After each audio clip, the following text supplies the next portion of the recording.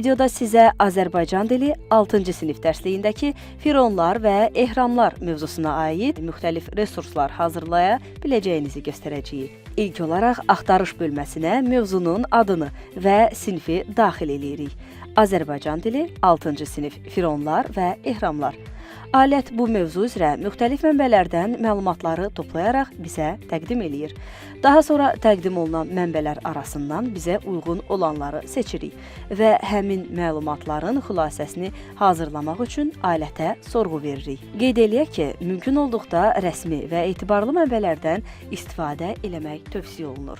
Hazırlanan xülasə əsasında artıq müxtəlif növ tədris resursları yarada bilərik. Audio icmal vasitəsilə mövzunun məzmunu səsləndirilir və şagirdlər üçün dinləmə materialı əldə olunur.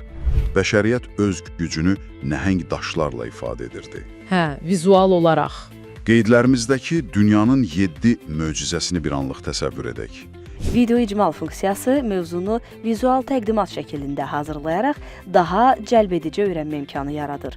Adi bir dərsliyin içində gizlənən, heç ağlınıza gəlməyəcək qədər mürəkkəb bir mexanizm üzə çıxaracağıq. Gəlin elə birlikdə bu məsələnin dərinliyinə enək və görək, bu qədim mövzu müasir təhsil haqqında bizə əslində nə deyir? Dil testi materialları mövzunu test formasında təqdim edir və şagirdlərin biliklərinin qiymətləndirilməsi üçün olduqca faydalıdır.